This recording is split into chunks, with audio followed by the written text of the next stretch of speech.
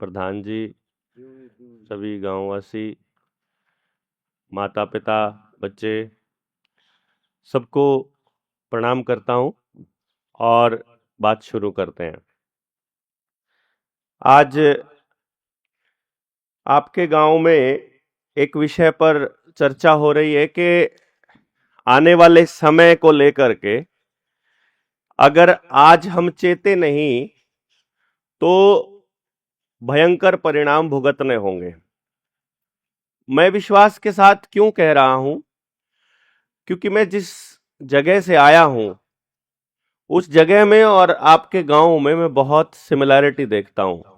लेकिन फर्क क्या देख रहा हूं कि मेरा गांव आपके गांव के जैसा आज से 30 साल पहले था। 30 साल पहले, यानी सोचो, दुनिया मेरे गांव को यह कह रही है कि यह बहुत तरक्की कर चुका है। मेरे गांव की हालत क्या है मैं आपको थोड़ा बता देता हूं।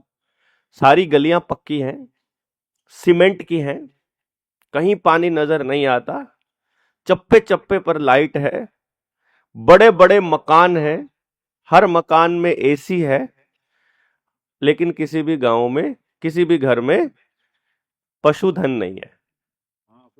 किसी भी घर में उनके जवान बच्चे नहीं है।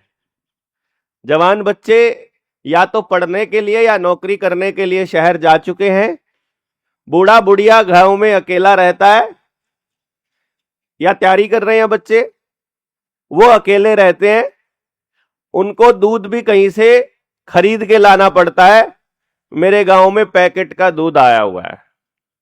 यानी कि आपके गांव में मैं देखा, जिसके पास दूध नहीं है कम से कम पड़ोसी के पास है तो वो पड़ोसी से ले रहा है।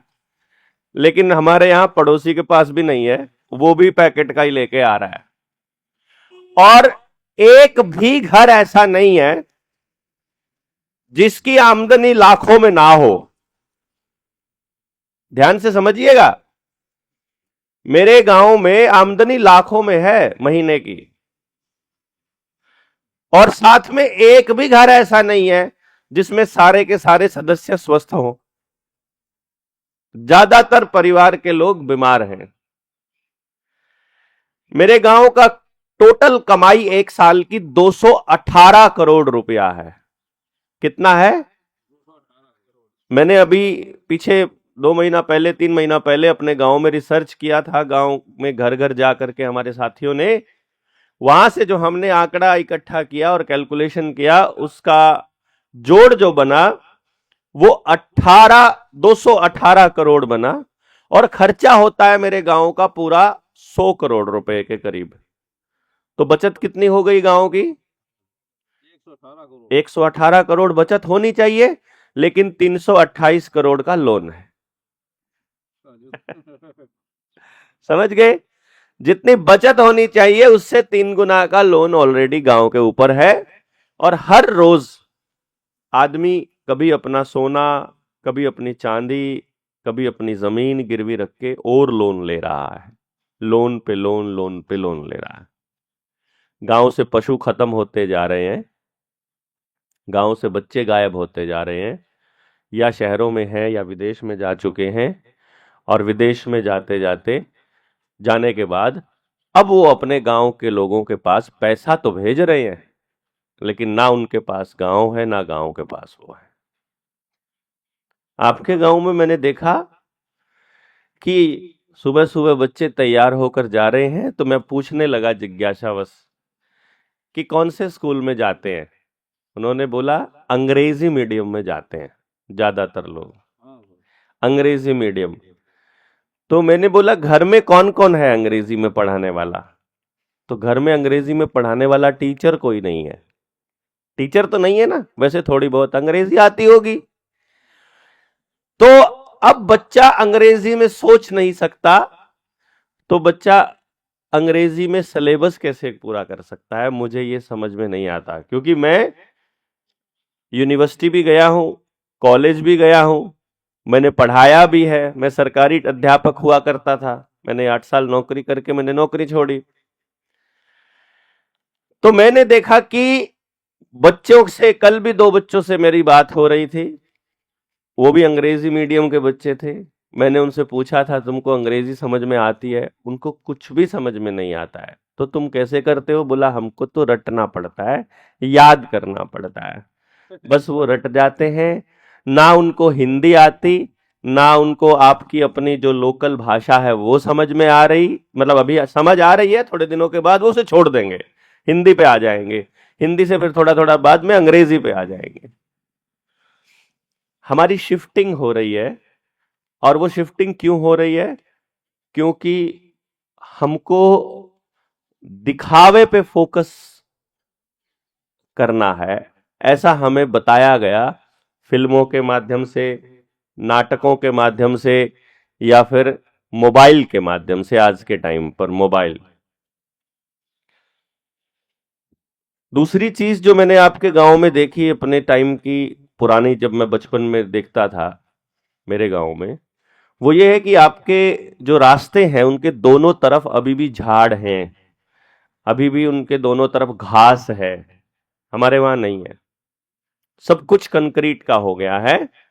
क्योंकि ज्यादा कमाई करनी है लोगों को, ज्यादा पैदावार करनी है, तो खेतों में यूरिया, पेस्टिसाइड, डीएपी, रासायनिक खाद इतनी डाल चुके हैं कि हर थाली में जहर जा चुका है। यानी कि शुद्ध खाने की तो बात छोड़ ही दीजिए, भूल ही जाइए। तो क्या आप अपने बच्चों के लिए एक ऐसा भविष्य बनाना चाहते हैं जिसमें उनके लिए कोई सुरक्षित समाज ना हो? ऐसा ही है? ऐसा ही बनाना चाहते हैं क्या हम? क्योंकि मुझे नहीं लगता कोई भी मां बाप अपने बच्चे के लिए ऐसा समाज बनाना चाहेगा। तो हम लोग अलग अलग जगह पर लोगों को समझाते हैं, बताते हैं कि भाई कुछ बातें हमको पता लग गई हैं, हम दीवार के परली साइड के आदमी हैं। भाई आपको दुनियादारी के बारे में कैसे पता चलेगा? मोबाइल से, टीवी से, नेता बताएगा, या कोई अपने का गांव छोड़ करके दूसरे शहर में गया होगा वो आके बताएगा कि उस गांव में, उस शहर में ऐसा होता है, उस जगह पर ऐसा होता है? यही होता है ना, वहां का आदमी बताता है। अब मोबाइल आपने बनाया है, बताइए? नहीं बनाया। मोबाइल में जो कार्यक्रम आते हैं वो आपके आपके लाए हुए हैं? नहीं। इसका मतलब है जिसने मोबाइल बनाया है और जो वो कार्यक्रम बनवा रहा है उस मोबाइल के लिए और उस टीवी के लिए, वो अपना एजेंडा पूरा करेगा या आपका एजेंडा पूरा करेगा? पहले ये बताओ। जिसने कोई सामान बनाया है वो अपने लिए बनाया है ना, आपके लिए थोड़ी बनाया है। आप तो जो उसमें काम करते हो उसका बहुत महंगा पैसा देते हो, बहुत ज्यादा पैसा देते हो। क्योंकि ये टावर लगने का एक बार खर्चा आता है, उसके बाद तो उसका कोई खर्चा होता ही नहीं है। आपसे तो फ्री के ले लेते हैं वो 30 दिन में पैसा। तो अब इस चीज को थोड़ा सा समझने लगे हम लोग, तो फिर ये देखा कि ये जो मोबाइल है ये किसी और का है, ये कार किसी और की है, ये मोटरसाइकिल किसी और की, और ये पेट्रोल डीजल किसी और का, तो फिर सबको फायदा हो रहा होगा। लेकिन गहराई से जाने लगे, हमारे पास एक शब्द आया है न्यू वर्ल्ड ऑर्डर, कि इसके बारे में हमें बताना है। तो न्यू वर्ल्ड ऑर्डर पे जिक्र होने लगा। वो कहने लगे नई विश्व व्यवस्था, नई विश्व व्यवस्था, न्यू वर्ल्ड ऑर्डर का मतलब, इसका मतलब विश्व मतलब पूरी दुनिया। तो पूरी दुनिया में एक व्यवस्था बनाने की तैयारी चल रही है, जिस व्यवस्था का नियंत्रण कुछ लोग अपने हाथ में लेना चाह रहे हैं। कुछ लोग चाहते हैं कि पूरी दुनिया के लोग हमारे हिसाब से चले। अच्छा एक बात बताइए, आपकी जिंदगी सुखी कैसे होगी जब आप अपने हिसाब से चलते हो या किसी और के हिसाब से? बताइए। अपने हिसाब से सुखी जीवन होगा? अपने हिसाब से ज्यादा सुखी जीवन होगा या प्रकृति के हिसाब से ज्यादा सुखी होगा? प्रकृति के नियमों के हिसाब से ज्यादा सुखी होगा। अब जो व्यक्ति है वो ये कह रहा है प्रकृति के नियम कुछ नहीं है, और जो नियम मैं बना रहा हूं वो नियम तुमको मानने पड़ेंगे। वो कह रहा है तुम्हें अगर सिर में दर्द हो जाए तो सिर के दर्द का कारण जाने बिना बस हमारी दवाई दे लो जो अस्पताल में आई है? वो कारण जाने बिना वो कह रहा है डॉक्टर के पास जाओ, वो डॉक्टर क्या करेगा, आपको एक दवाई दे देगा, आप उसको ले लो। आप कोरोना के टाइम पर गांव में कोई बीमार नहीं था, आपके यहां बीमार नहीं हो सकते थे उन दिनों में। क्यों नहीं हो सकते थे? क्योंकि यहां 5G के टावर नहीं है, 4G है यहां।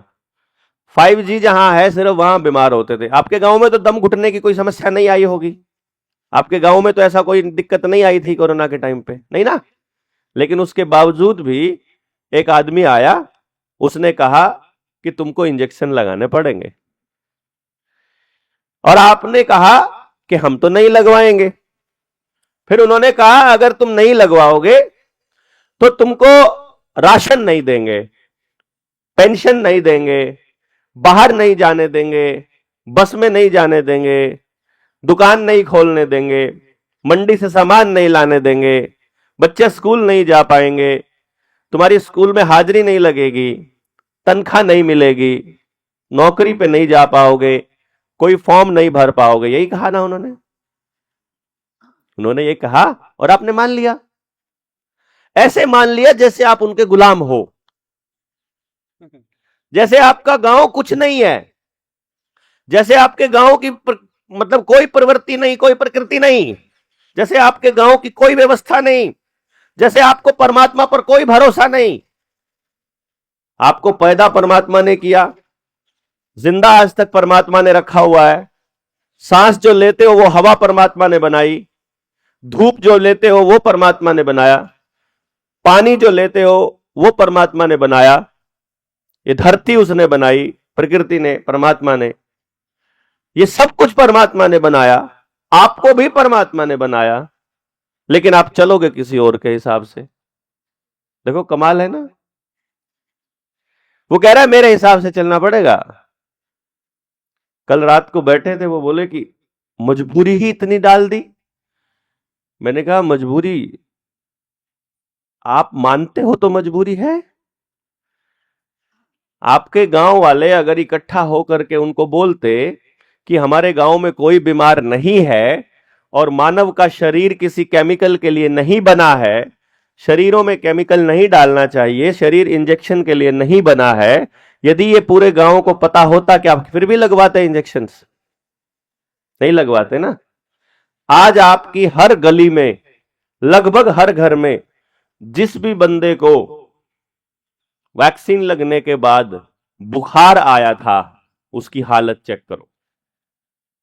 जिसको बुखार आया था उसको देखो जरा गौर से, क्या उसके घुटनों में दर्द है, पैरों में दर्द है, कमर में दर्द है, सिर में दर्द रहता है, कोई एलर्जी है, बीमार ज्यादा रहने लगा, बुखार ज्यादा आने लगा, पेट में इंफेक्शन होने लगा, या हार्ट अटैक से कोई गया अचानक से बैठा बैठा, या ब्रेन हैमरेज से कोई गया? हुआ क्या ऐसा कोई केस गांव में? शरीर दर्द होने लगा कुछ थोड़ा बहुत लोगों को? हो रहा है? अब उससे आपको समझ में आना चाहिए कि यार ये क्या था। पहले गांव में कोई बीमार नहीं हो रहा था, अब गांव में हर घर में बीमारी आ गई है। तो ये मसला अगर आपको समझ में नहीं आएगा तो क्या आप अपने अगली पीढ़ी के लिए लड़ पाओगे? लड़ पाएंगे क्या? मुझे नहीं लगता लड़ पाएंगे। तो फिर क्या करना है कि पहले समझना है कि ये जो दवाई लगाई थी, इंजेक्शन लगाया था, ये किसने लगाया था? बताओ जरा, एक बार बोल के बताओ। प्रधान जी आप बताओ, किसने लगाया था ये इंजेक्शन? आशा वाली ने लगाया। किसके कहने पर लगाया? आपको लगता है सरकार के कहने पर लगाया। आपको ऐसा लगता है ना? सरकार के कहने पर नहीं लगाया, ये WHO के कहने पर लगाया, जो अमेरिका में बैठा है, एक संस्था है। लेकिन WHO ने क्यों कहा? उसने बिल गेट्स के कहने पर लगाया। बिल गेट्स का नाम सुना है? एंड्रॉयड और विंडो जिस कंपनी की है, ये कंप्यूटर जो सॉफ्टवेयर बनाने का काम जिसका है, वो बिल गेट्स है। उसके कहने पर इंजेक्शन लगाया डब्ल्यूएचओ ने, और डब्ल्यूएचओ के कहने पर लगाया सरकारों ने है। अब बिल गेट्स का क्या फायदा है इससे? क्योंकि बहुत बड़ा सवाल ये निकल के आएगा कि जिसने ये लगवाया है उसका फायदा क्या है, उसको हमारे बीमार रहने से क्या फायदा है। अगर ये आपको समझ में आ जाएगा तो क्लियर हो जाएगा कि उनका मकसद क्या है। इसी को न्यू वर्ल्ड ऑर्डर समझना कहते हैं कि नए विश्व की व्यवस्था कह रही है कि उन लोगों को जिनका गुलाम है बिल गेट्स, जिनका साथी है बिल गेट्स, 13 एलीट फैमिलीज पूरी दुनिया के अंदर, उनको एक ऐसी दुनिया बनानी है जिसमें दुनिया के लोग उनके ऊपर निर्भर हों, उनके हिसाब से चलते हों, उनके कंट्रोल में हों। अब आप लोग किसी के कंट्रोल में कैसे आओगे? उसके 2-3 तरीके हैं। यदि आपकी 3 चीज कंट्रोल कर ली जाए, पहला आपका भोजन, दूसरा आपका पानी, और तीसरा आपका आना जाना, ये 3 चीज किसी और के हाथ में हो जाए तो आप लोगों को उनके हिसाब से चलना पड़ेगा। मान लो भोजन आपके पास अपना नहीं है और पानी भी आपके पास अपना नहीं है, क्योंकि अभी यूपी में मैंने देखा, आपके इस एरिया में, ये कौन सा जिला है ये? औरैया। कानपुर और औरैया का बॉर्डर है, ये आखिरी गांव है ना औरैया का। तो आपके यहां पर मैं देख रहा हूं, आपके गांव में अभी भी नलके हैं, हैंडपंप हैं। मेरे गांव में नहीं है। कितने फीट पे पानी है यहां? 60 फीट पे, फिर भी काफी नीचे चला गया, पहले ज्यादा होगा। मेरे वहां पर जो पानी है, 1-2 गांव ऐसे हैं जहां 1000 फीट पे जा चुका है, और वहां पानी कितने पे था? 30-40 फीट पे पानी हुआ करता था। मैंने देखा है, सुबह बंदा गया, 4-5-6 लोग गए, पाइप गाड़ी, ट्यूबवेल लगाया, इंजन रखा और पानी निकाल लिया। मतलब एक दिन दोपहर तक तो ट्यूबवेल लगा देते थे, 20 फीट 30 फीट पे पानी होता था, पाइप डाली और अपना निकाल लिया पानी। उस जगह पर 400, 500, 600, 800, 1000 फीट तक पानी जा चुका है। 1000 फीट से पानी आप हैंडपंप से निकाल सकते हो क्या? नहीं निकाल सकते। बिजली की जरूरत पड़ेगी। अगर समर्सिबल लगवाओगे तो बिजली की जरूरत पड़ेगी। बिजली जिसके हाथ में होगी मतलब पानी उसके हाथ में। और बिना पानी के ना आपका पशु जिंदा रह सकता, ना आप जिंदा रह सकते। पानी नहीं आ रहा है तो माई बाप करते हुए बोलोगे, इंजेक्शन जितने मर्जी लगवा लो, पानी दे दो, है कि नहीं? जो खाने को कहोगे खा लेंगे, नशा दोगे नशा, जो कहोगे वो ले लेंगे, पर पानी तो चाहिए। बिना पानी के तो आप गुजारा कर ही नहीं सकते ना। अनाज के बिना तो चलो 2-4 दिन में एक बार मिल जाएगा, काम चल जाएगा, पर पानी 2-4 दिन में नहीं चलेगी बात। क्यों जी? अब उन्होंने हमारे गांव का पानी कैसे खराब किया? सरकार ने कहा हम तुमको शुद्ध पानी देंगे, टूटी का, नल का पानी देंगे, नल का कनेक्शन देंगे, हर घर में नल देंगे। और पहले तो टूटी लगा दी पूरे गांव में। उस टूटी के ऊपर कोई ढक्कन नहीं है, बंद करने का बटन नहीं है, वो चल रही है 4 घंटे सुबह, 4 घंटे रात को, मतलब चले जा रही है, चले जा रही है। अभी तो आप उतना ही पानी निकालते हो जितनी जरूरत है, फालतू का पानी आंगन में बिखेर दिया। नाली में पानी ही नहीं है आपकी, मैं देख रहा हूं नालियों में इतना पानी नहीं है। जो फिजूल में पानी चला रहा है उसका बेश है, जो मोटर से चला रहा है वही पानी की गंदगी फैला रहा है आपके गांव में। क्यों जी? जो हैंडपंप से पानी चला रहा है वो पानी का बिल्कुल भी वेस्टेज नहीं कर रहा है और वो पानी का इस्तेमाल सही कर रहा है। तो जब टूटी चली तो पूरे गांव में पानी ही पानी, पानी ही पानी, पानी ही पानी हो गया। क्यों? सारी नालियों में पानी, सारा पानी इकट्ठा होकर के एक जगह जाना चालू कर दिया, जगह जगह गड्ढों में पानी भरने लग गया, वहां पर मच्छर पैदा होने लग गए, बीमारियां पैदा होने लग गई। ठीक जी। दूसरे नंबर पर उन्होंने क्या किया? उस टूटी के पानी में पाउडर डालना चालू कर दिया, फ्लोराइड, जिसकी वजह से लोग बीमार पड़ने शुरू हो गए। तीसरा काम उन्होंने क्या किया? हर घर में लैट्रिन बनवा दी। टॉयलेट, वो बोले शौचालय बनवाएंगे तुम्हारे घर घर में, और उस टॉयलेट का जो गड्ढा है उसकी पाइप बाहर नाली में खोल दी। गड्ढे की पाइप किस में खोली? नाली में। अब सारी लैट्रिन का पानी कहां जाएगा? सबकी लैट्रिन का पानी अगर नाली में जाएगा, और वो नाली सारी की सारी जा रही है गांव के तालाब में, तो तालाब में लैट्रिन का पानी जाना चालू हो गया तो कोई अपने डंगरों को पिलाएगा वहां कि नाली उसका तो पानी खराब हो गया है, चौहड़ का। तो इधर से बोले कि तुम्हारे गांव में शुगर मिल लेकर आएंगे, तो तुम हमको जंगल दे दो अपना। हमारा जंगल काट के शुगर मिल बना दिया, और शुगर मिल से जो केमिकल बना वो केमिकल रिवर्स बोरिंग के जरिए जमीन में डाल दिया।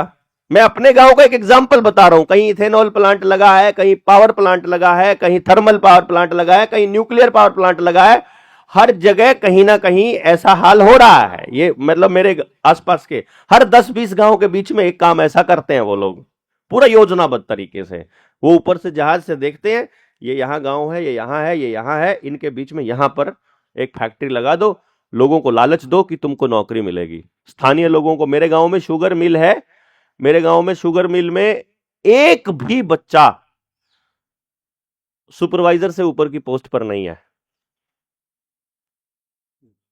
मतलब वो क्या कर रहा है, मजदूरों को सिर्फ देख रहा है, क्या काम कर रहा है कि मजदूर ठीक से काम कर रहे हैं, इससे ऊपर कोई नहीं है। कोई क्लर्क लगा है, कोई कंप्यूटर पे बैठा है। असल में वहां कितना केमिकल जमीन के अंदर जा रहा है, ये जहां तक पहुंचने का जिसकी कैपेसिटी हो उस पद पर नहीं मिलेगा लोकल आदमी को। वहां आदमी को नौकरी किसको मिल रही है? कोई इधर आपके यहां से नौकरी मिल गई, किसी बिहार से मिल गई, किसी को हिमाचल से मिल गई, क्योंकि उसका घर छुड़वाना है। भाई मेरे गांव में नौकरी करने के लिए मेरे गांव से आदमी नहीं मिलता क्या सरकार को? कितने कमाल की बात है। आपके गांव के सरकारी स्कूल में पढ़ाने के लिए गांव का ही बंदा है कि बाहर से आता है? क्यों भाई, आपके गांव में मर गए सब, एक भी समझदार आदमी नहीं है? कितना खेल खेलते हैं ये।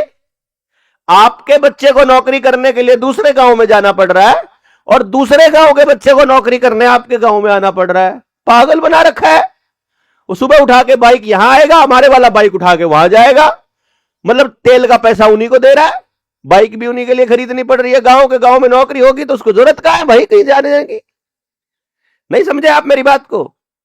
ये जरूरत पैदा करी कि हमको जरूरत है, ये देखने की बात है। मैं ये समझाने की, बताने की कोशिश कर रहा हूं कि जंगल कट गया और जोहड़ खराब हो गया तो डंगर रखना बहुत मुश्किल हो जाएगा। जब तक हमारे पशुधन को खाने के लिए फरी का चारा और फरी का पानी नहीं मिलेगा तो दूध थैली वाला सस्ता पड़ेगा। समझे ना बात? अगर आपको चारा लाना पड़ता है ट्रैक्टर में खेत से, या आपको इतना ज्यादा काम करना पड़ता है उसके लिए सुबह से लेकर रात तक, तो आप 10 या 20 या 30 भैंस नहीं रख पाओगे, 1 या 2 रखनी पड़ेगी अगर आप अपने खेत से लेके आते हो। लेकिन अगर गांव का सामूहिक जंगल है और सबका डंगर वहीं चरने जाते हैं, आपको गांव घर में एक दो घास की गठड़ी लानी पड़ेगी बस। क्यों जी? वो भी रात रात के लिए थोड़ा बहुत। वो भी खाएगी नहीं, वो कहेगी यार वही मजा आता है जंगल में, कल सुबह वहीं खा लेंगे, तुम्हारे वाला रखो तुम अपने पास। ये हमने देखा है। तो फिर लोगों ने डंगर रखना बंद कर दिया, डंगर रखना बंद कर दिया, या फिर उन्होंने सब जगह पक्का कर दिया, डंगरों के नीचे भी पक्का कर दिया। जंगल खत्म हो गए तो डंगर खड़े रहने लगे। अगर डंगर खड़ा रहेगा पूरा दिन, पैदल नहीं चलेगा, तो जो उसका दूध है वो जहर बन जाएगा। वो दूध अमृत दूध तभी रहेगा जब वो पशु चर के आएगा, पैदल चलेगा, चलता रहेगा, क्योंकि बंधने के लिए जानवर बना ही नहीं है। आदमी का बच्चा भी बंधने के लिए नहीं बना है, लेकिन अब आदमी के बच्चे को भी सुबह ही बांध देते हैं गले में, जैसे डंगर के गले में बांधते हैं ना रस्सी, वैसे टाई बांधते हैं पहले। फिर वो जाएगा वहां स्कूल में, बस में जाएगा या मोटरसाइकिल पे पापा छोड़ के आएंगे तो बैठा है, फिर वहां बस पूरा दिन स्कूल में बैठा रहेगा, खेलने का उसके पास समय नहीं है। फिर वो वहां से फ्री होके फिर वापस आएगा, फिर उसे होमवर्क करना है, फिर बैठा रहेगा पूरा दिन। खेलने के लिए ना उसके पास बच्चे हैं, ना मैदान है, ना ही उसके पास कच्ची जगह है। हो रहा है कि नहीं? अभी आपके यहां शुरुआत है, हमारे यहां सत्यानाश है, हो चुका। दिल्ली के 100 किलोमीटर के एरिया में दारू, अफीम, ये इंजेक्शंस वाला नशा, चिट्टा, हीरोइन, स्मैक, रिवॉल्वर, पिस्टल, बड़ी बड़ी गाड़ियां, शोशेबाजी, पब में जाना, मतलब क्लब में जाना, और व्यभिचार, बुरा हाल, 24 घंटे दिखावा, झूठ, और एक दूसरे को लूटना, ये कल्चर बनाया उन लोगों ने। ये मैं दिल्ली के 100 किलोमीटर के दायरे की बात कर रहा हूं आपको, और गांव से हर आदमी को शिफ्ट करके शहर में लेकर आ रहे हैं। वो कह रहे हैं शहर में सुविधा है। मैं कहता हूं शहर में सुविधा कैसे हो सकती है यार? मतलब कॉमन सेंस हमारा ऐसे मार दिया। भाई अगर 30 बच्चों पे एक मास्टर जी चाहिए अपने को, तो शहर में बच्चा पढ़ने जाएगा वहां भी 30 पे एक चाहिए, और बच्चा गांव में पढ़ेगा वहां भी 30 पे एक चाहिए। तो जब शहर में तुम तनख्वाह दे सकते हो तो गांव में तनख्वाह नहीं दे सकते क्या? नहीं समझे? वही सुविधा जो शहर में है, अगर वही सुविधा किसी को चाहिए, अगर वही चाहिए, मैं तो ये कह रहा हूं, तो गांव में क्यों ना मिले वो? मुझे मेरे बच्चे को मेरे गांव से बाहर क्यों जाने भेजना पड़े? फिर मैंने अपने गांव पे हिसाब लगाया था। आप लोग बर्बाद होने के बाद हिसाब लगा लेना या पहले लगा लेना। अगर पहले लगा पाओ तो बैठकर चर्चा कर लेना। नौजवान बच्चे जो हमारी बात से सहमत हो, हमारी बात को समझ लेना, और जो समझ ले वो फिर साथ आकर के अपने गांव को बचा लेना। हमारे साथ आने का मतलब यह नहीं है जो हम कहेंगे वो करना है। हमारे साथ आने का मतलब यह भी नहीं है कि हमको चुनाव लड़ना है तो आपको हमको वोट देनी है। हमारे साथ आने का मतलब यह भी नहीं है कि आपने हमको कोई बिजनेस देना है ना। हमारे साथ आने का मतलब है कि एक काम करते हैं, बैठकर बात करते हैं। पहले आप अपना सारा नॉलेज रखिए, हम अपना सारा नॉलेज और तजुर्बा रखेंगे, उसमें से एक ऐसी चीज निकालेंगे जो गांव के हर आदमी को कवर करती हो। हमको गांव की वो व्यवस्था बनानी है जिसमें गांव का बच्चा पढ़ने के लिए बाहर नहीं जाएगा। पहले नंबर पर तो यह है बात। दूसरे नंबर पर गांव में हम वो सब लेकर के आएंगे जो हमारे बच्चे को चाहिए। मेरे गांव का हिसाब लगाया जब मैंने बताया था ना, एक एक घर में गया था मैं। ये तो मैंने अभी आपको आंकड़ा बताया खर्चे का टोटल। इसमें से जो शिक्षा का खर्चा मेरे गांव का है, जो बच्चे पढ़ने के लिए जाते हैं, आपके गांव से दूसरे गांव में पढ़ने जाते हैं बच्चे, तो कितने स्कूल हैं जिनमें जाते हैं? कितने स्कूल आसपास जो जिनको आप बढ़िया कहते हो और वहां पढ़ने जाते हैं अंग्रेजी स्कूल? 2 या 3 या 5? 4 स्कूल हैं, ज्यादा से ज्यादा 5 होंगे। वही 5 मेरे गांव के आसपास हैं, यानी 5 प्राइवेट स्कूल मेरे गांव के आसपास है। तो आसपास के गांव के सबके बच्चे वहीं आते हैं, उन्हीं 4-5 स्कूलों में। उधर मेरे वहां भी जाते हैं। मेरे गांव का 1 साल का प्राइवेट स्कूल का जो खर्चा है वो 22 करोड़ रुपए है। 20 करोड़। कितना है? 20 करोड़। मेरे गांव में 1800 घर का कैलकुलेशन किया था मैंने। ये 1800 घरों की कैलकुलेशन है। आपके गांव में कितने घर हैं? हैं? कितनी वोटिंग है?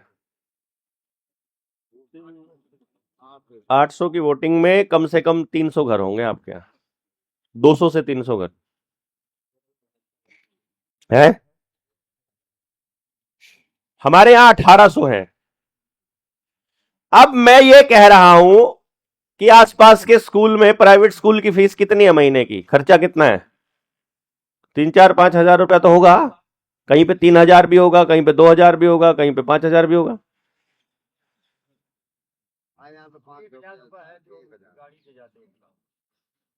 आया। अभी आपको शुरुआत कर रहे हैं वो, है ना।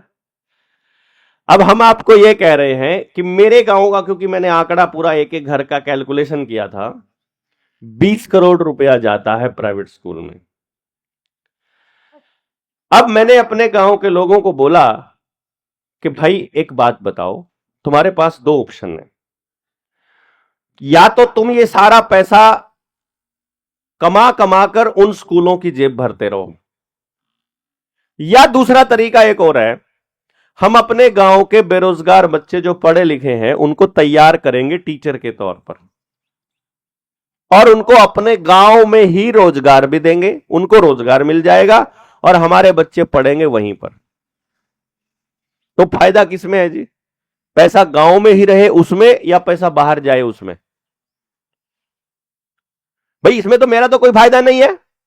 मैं तो आपको यह कह रहा हूं, आपको कोई रास्ता ढूंढना है जिसकी वजह से आप पैसा कंपनियों की बजाय अपने गांव के आदमी को देना चालू कर दो। मैं तो इतना ही कह रहा हूं ना। मैं ये बिल्कुल नहीं कह रहा हूं कि वो हम स्कूल खोलेंगे और उस स्कूल में दाखिला दिलाना। मैं नहीं कह रहा हूं कि विवेक स्कूल खोलेगा और उसमें डालना है। मैं तो ये कहा नहीं तिवारी जी कि आपके स्कूल में दाखिला दिलाना है।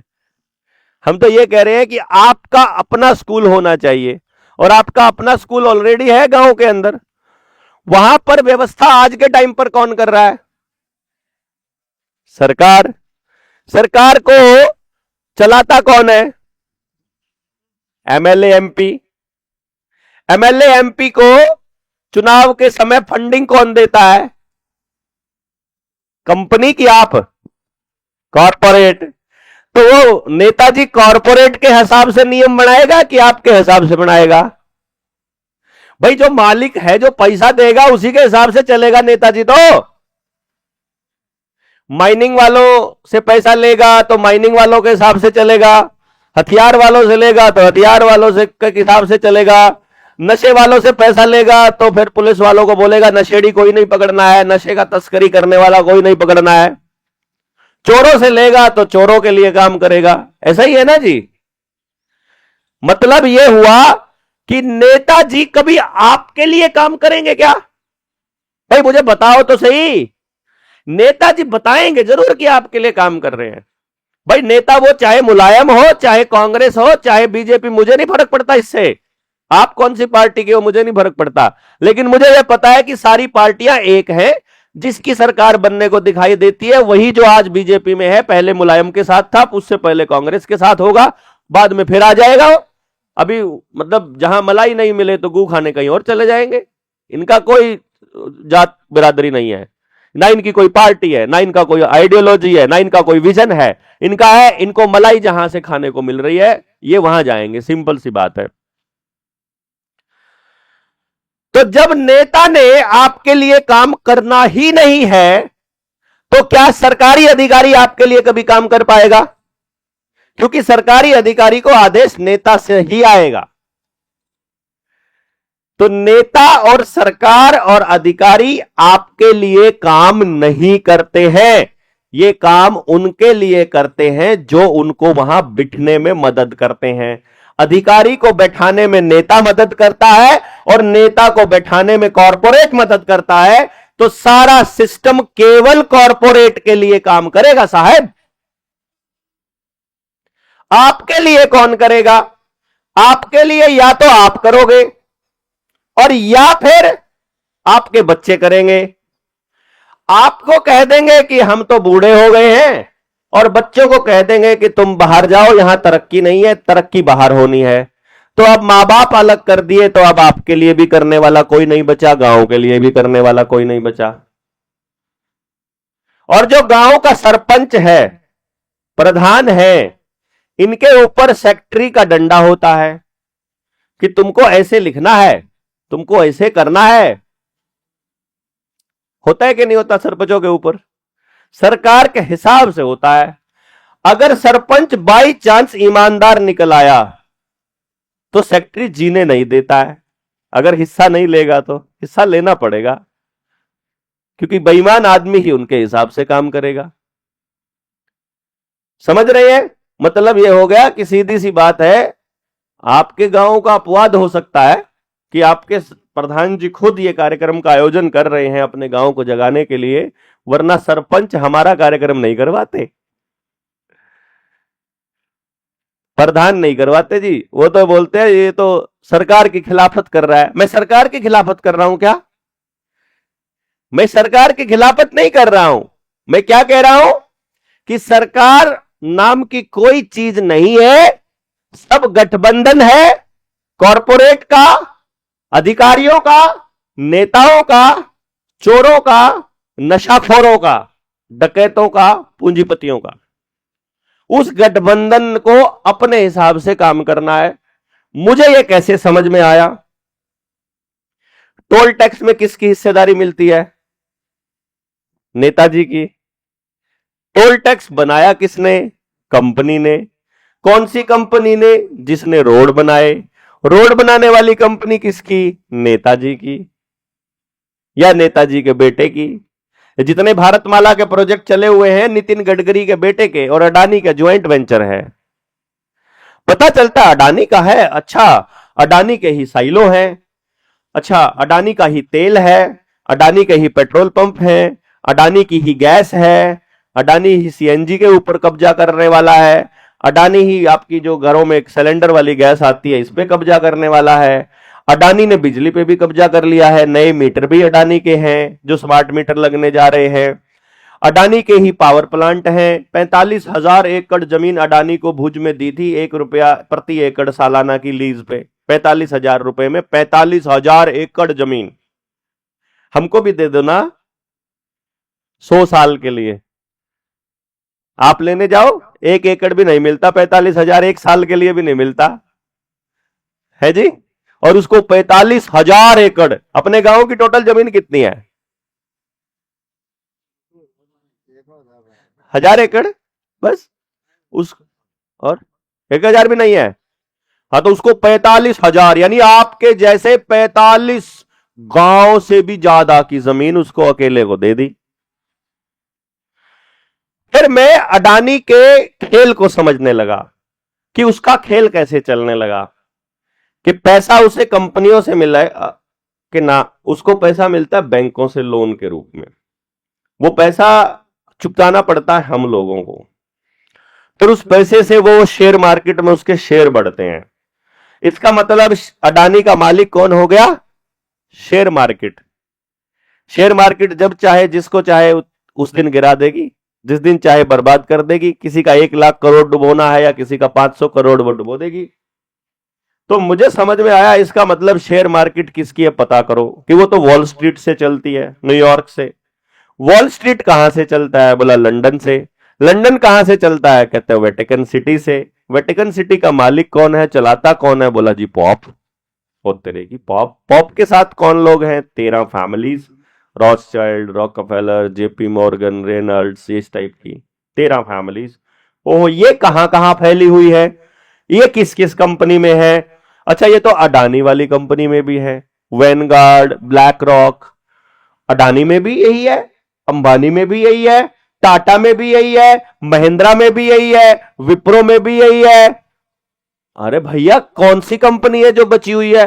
वॉशिंग मशीन की कंपनी भी उन्हीं की, माइक वाली कंपनियां भी उन्हीं की, मोबाइल वाली कंपनियां भी उन्हीं की, तेल के कुएं भी उन्हीं के, पूरे के पूरी यूनिवर्सिटीज की फंडिंग भी वही देते हैं, WHO की फंडिंग भी वही देते हैं, वैक्सीन की कंपनी भी उनकी, दवा कंपनी भी उनकी, फर्टिलाइजर कंपनी भी उनकी, ट्रैक्टर की टेक्नोलॉजी भी उनकी, ड्रोन की टेक्नोलॉजी भी उनकी, कार की टेक्नोलॉजी भी उनकी, मोबाइल की टेक्नोलॉजी भी उनकी, लाइट की टेक्नोलॉजी भी उनकी, पानी शोधन टेक्नोलॉजी उनकी, सड़क बनाने की टेक्नोलॉजी उनकी, पुल बनाने की टेक्नोलॉजी उनकी, मेट्रो बनाने की टेक्नोलॉजी उनकी, खाद दवाई की टेक्नोलॉजी उनकी, कपड़ी पे कब्जा वो करने जा रहे हैं, जूते पे कब्जा करने वो जा रहे हैं, खाने पे कब्जा वो करने जा रहे हैं। अब पानी को खराब करके पानी के शोधन की भी कंपनी, जो वाटर ट्रीटमेंट प्लांट है वो कंपनी भी उनकी, शुगर मिल बनाने की कंपनी भी उनकी, पावर प्लांट बनाने की कंपनी उनकी, डैम बनाने की कंपनी उनकी, टोटल कंपनी उनकी।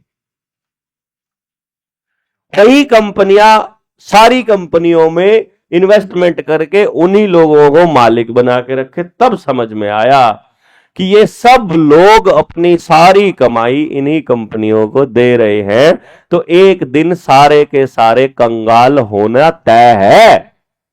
भाई आपका गड्ढा कितना ही भरा पड़ा हो, आपके पास कितनी जमीन हो, अगर सिर्फ निकल रहा है ना तो खाली होगा एक दिन, नहीं होगा क्या?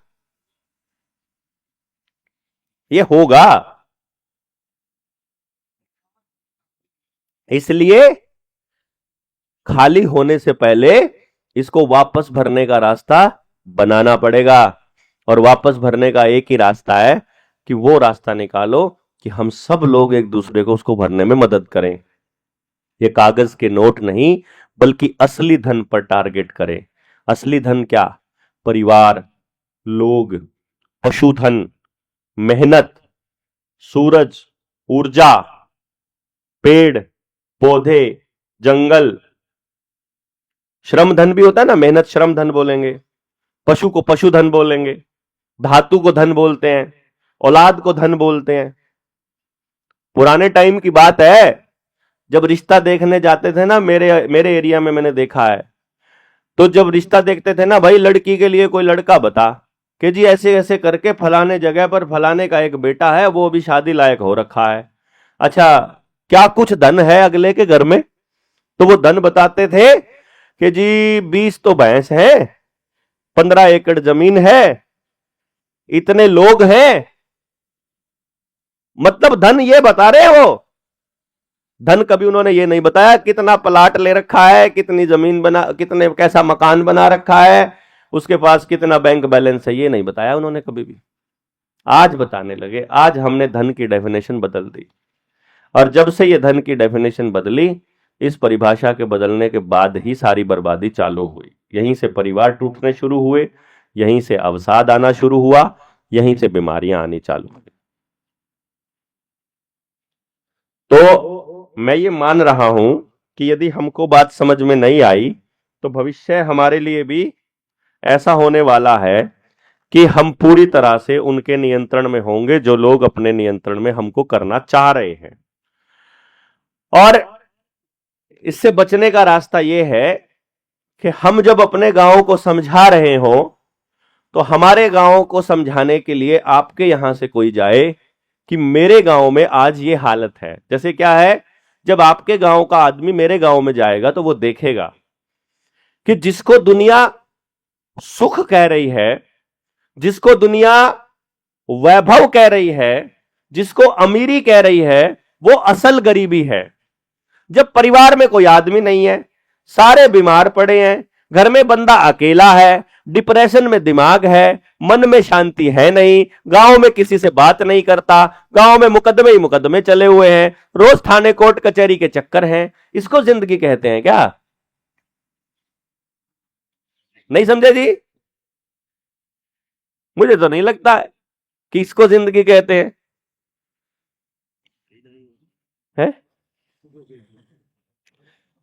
यही मिलने वाला है अब आपको, यदि आप भी इस पैसे के पीछे दौड़ने लगे तो। अब फिर कुछ लोग कहेंगे ये तो तरक्की के खिलाफ है, तो मैं कह रहा हूं आकर तरक्की देख तो लो। दिल्ली बंबई जिसको तरक्की कह रहे हो, एक बार जाके देख, सिर्फ देख कर आओ। कई बच्चे क्या करते हैं, घर वालों से लड़ाई करके झगड़ा करके पढ़ने के लिए या नौकरी के लिए गांव छोड़कर शहर चले जाते हैं। शहर चले गए थे, घर पे रूठ कर आए थे, अब वापस जाएंगे तो अकड़ ढीली पड़ेगी, जाएंगे तो किसको मुंह दिखाएंगे। इस चक्कर में फिर वहीं रह करके जैसा तैसा करके एडजस्ट करते हैं, एडजस्ट करके फिर वो जैसी तैसी जिंदगी काट रहे होते हैं। अब आकर गांव को दिखा भी नहीं सकते कि भाई हम तो बर्बाद पड़े हैं, हम तो बीमार पड़े हैं, घर में कोई बात नहीं करता, सारा डिप्रेशन, टेंशन, तलाक पलाक ये सब चल रहे हैं। अब सुबह से लेकर रात तक फुर्सत नहीं है, बीमार हुए रहते हैं, समझ में नहीं आता अब क्या करें। फिर दुनिया को ये बताने के लिए कि हमारा निर्णय गलत नहीं था, बड़ी सी गाड़ी लेकर आएंगे और टॉर में चल के दिखाएंगे, मौज है भाई, मौज हो रखी, ऐसा बोलेंगे। मौज वाज कुछ नहीं हो रखी, पड़ोसी का नाम तक नहीं पता होता, 3 फ्लैट इकट्ठे रहते हैं, कभी उठ के बैठ के बात नहीं करते, कभी बैठ के कोई चर्चा नहीं होती। और मनुष्य सामाजिक प्राणी है, समाज से टूटते ही खत्म हो जाएगा, समाज से टूटते ही खत्म। और शहर का एक ही काम है, समाज से तोड़ना, और गांव का काम है जोड़ना। लेकिन ये गांव को भी शहर की तर्जों पर डेवलप करना चाहते हैं। तो इसलिए मैं ये नहीं कहता हूं कि आप मेरे हिसाब से सोचने लगो, मैं ये कह रहा हूं कि मैं एक दृश्य दिखा रहा हूं आपको जो दूर का दृश्य है, और दूर के ढोल बहुत सुहावने होते हैं। नजदीक में वही ढोल बज रहा हो तो कान में बजता है कि यार बंद करो इसको, दिमाग खराब कर दिया इसने। दूर बज रहा हो तो यार बड़ी सुंदर आवाज, बड़ी अच्छी आवाज लगती है। इसलिए हो सकता है कि हम लोगों को शहर बहुत बढ़िया लगते हो, तो जिसको भी शहर बहुत बढ़िया लगते हो, कभी सिर्फ देखने के लिए घर से निकलिए, सिर्फ देखने के लिए कि हमको देखना है अमीर की जिंदगी कैसी है, गरीब की जिंदगी कैसी है, सरकारी नौकरी करने वाले की कैसी है, वहां पर काम करने वाले की कैसी है, और देखकर सिर्फ तय कीजिए कि आपको यही जिंदगी चाहिए, फिर जाइए शहर अगर जाना चाहते हैं। फिर मैं कौन होता हूं मना करने वाला या कहने वाला कि शहर गलत है कि सही है। जब आपको सही लगे तो ठीक है, क्योंकि आदमी उस चीज की तलाश में रहता है जो उसके पास नहीं होता है। आपको ऐसा लगता है आपके पास धन नहीं है, यह गलत फहमी है आपकी। आपके यहां पर जो दाल होती है और जो बिटोड़े के ऊपर जो वो कहीं पे तोरी और घिया जो मिलती है अपने को, जो यहां पर मिलती है, शहर में वो घिया और तोरी 200 रुपया किलो बिकती है और मिलती भी नहीं है। और जो आदमी बेचने लग जाएगा थोड़े दिन में वो भी इंजेक्शन लगाना चालू कर दे, क्योंकि ज्यादा पैदावार चाहिए उसको। मैं सिर्फ ये 200 रुपए किलो का नाम इसलिए ले रहा हूं कि अगर शहर में रहने वाले आदमी को अपने बच्चे को वो खाना खिलाना हो जो आप खिलाते हो, घी, प्योर वेजिटेबल्स, यानी कि ऑर्गेनिक खाना, ऑर्गेनिक बिना किसी मसाले और बिना किसी केमिकल रसायन खाद का खाना अगर किसी को अपने शहर में खिलाना हो, मैं चंडीगढ़ में रहता हूं, 1 लाख रुपया तनख्वाह कम पड़ेगी उसके लिए, वहां रखने की और उसको रखने की कम पड़ेगी। तो यदि आप अपने बच्चे को वो चीज दे रहे हो तो आप उससे अमीर हो पहले से ही, कम से कम स्वस्थ तो हो। अब जो रह गया वो ये रह गया कि जब बच्चा बड़ा होगा तो करेगा क्या, बस एक सवाल है। यदि आप लोगों के पास और हम लोगों के पास, पूरा गांव के पास एक जवाब हो कि गांव में हर साल 200 बच्चा पैदा होता है या 100 बच्चा पैदा होता है, उस या 500 होता है, जितना भी होता है, उन बच्चों को जब बड़े होंगे, यानी आज पैदा हो गया तो 18 साल बाद, 20 साल बाद किसी ना किसी काम की आवश्यकता पड़ेगी, तो वो बच्चा किस काम के लिए पैदा हुआ है सिर्फ ये पता कर लो और गांव में उस चीज को तैयार करने का माहौल बना दो। ये बनेगा तब जब पूरा गांव इकट्ठा होगा। 4 लोगों के कहने से बात नहीं बनेगी, 10 लोगों के कहने से बात नहीं बनेगी। तो जिन लोगों को भी आप में से समझ में आता है वो लोग इस मिशन में साथ आ सकते हैं। आप विवेक के पास अपना नंबर दे देंगे कि भैया हम इसमें जाना चाहते हैं। उसमें फिर क्या रहेगा, हम एक एजुकेशन की ट्रेनिंग का हिस्सा करेंगे, मतलब पार्ट लेंगे। उस एजुकेशन की ट्रेनिंग का काम क्या रहेगा, हमें यह देखना होगा, मैंने एक रिसर्च के ऊपर काम किया है कि मैं 3 साल की उम्र से लेकर किसी भी बच्चे के बारे में यह बता सकते हैं हम कि यह बच्चा इस काम के लिए बना है। यह पैदाइशी एडवोकेट अच्छा बनेगा, ये जज बन के खुश रहेगा, ये जो है खिलाड़ी बन के खुश रहेगा, ये आर्टिस्ट बन के खुश रहेगा, ये पढ़ाई करके खुश रहेगा, ये खेल के खुश, ये खेत में काम करके खुश रहेगा, ये डंगरों का काम करके। कुछ लोगों को तो डंगरों में ही मजा आता है ना, कुछ लोगों को डंगरों से चिढ़ होती है। तो ये बच्चा किस काम के लिए बना है वो पता लग सकता है। उस टेक्नोलॉजी को सिखाने का अगर गांव इकट्ठा होकर पे आता है तो कम कोई पैसा नहीं लेते। कंपनी कोई खोलना चाहता है तो उसका 10.5 लाख रुपया लेते हैं सिखाने का। किसी को अपने बच्चे के बारे में पता करना है तो 1.5 लाख रुपया लेते हैं, और किसी को गांव के ऊपर काम करना है तो सिखाने का कोई पैसा नहीं है।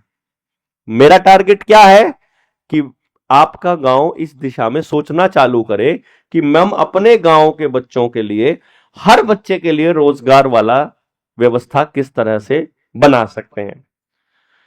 क्योंकि यही शिक्षा, जब शिक्षा पे काम करने लगेंगे तो उसी दौरान हम 1, 2, 5 सेशन इस बात पर रखे जा सकते हैं कि बीमार होने से कैसे बचा जाए, स्वास्थ्य को कैसे ठीक रखा जाए, कि आपको अस्पतालों के ऊपर निर्भर ही ना रहना पड़े, आने वाले टाइम में आपके बीजों को कैसे बचाएं।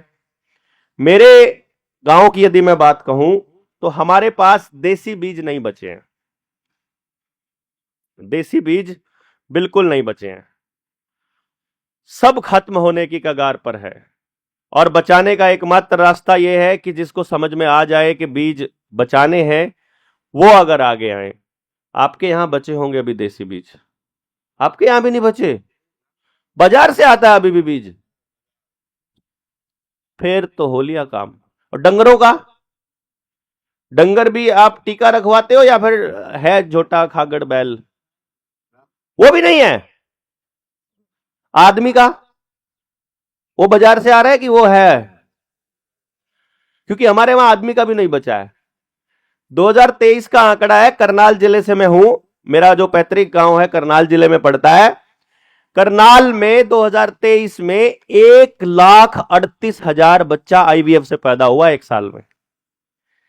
यानी 1,38,000 जोड़े नपुंसक या बांझ है। और ये सिर्फ एक ही वजह से हुआ, क्योंकि खेत का बीज पहले खत्म हुआ, डंगरों का बीज उसके बाद खत्म हुआ, दोनों बीज कंपनी के आने लगे, तो आदमी का बीज भी कंपनी से आने लगा। आईवीएफ कंपनी तो है, कंपनी दे रही है बीज। और अभी तो वो कह रहे हैं हम जेनेटिकली मॉडिफाई कर देते हैं, आपको जैसा बच्चा चाहिए वैसा दे देंगे, नीली आंखें चाहिए नीली दे देंगे, गोरा चाहिए गोरा दे देंगे, दौड़ने वाला चाहिए कुत्ते का डाल घोड़े का डाल देंगे, उसमें वफादार बच्चा चाहिए तो कुत्ते का डाल देंगे। तो आपके उधर तो कुत्ते का बीज आ रहा है कि घोड़े का या सूअर का, किसी को नहीं पता। आपके यहां भी जल्दी आएगा, फिर आपके घरों में बच्चे सूअर के बीज या कुत्ते के बीज आया करेंगे मिक्स होकर के, क्योंकि जेनेटिकली मॉडिफिकेशन का मतलब तो यही है ना, किसी और जीन को उसके बीज के अंदर उसके जीन्स में डालना। तो मैं इस दिशा में आप लोगों को सचेत करने के लिए आज आया था।